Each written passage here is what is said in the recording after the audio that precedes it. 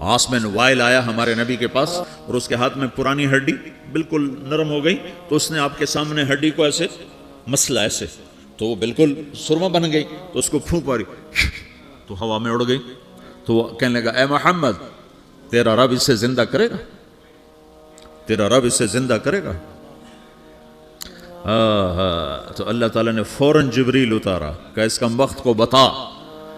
اولم یر الانسان انا خلقناہ من نطفۃ فاذا هو خصیم مبین،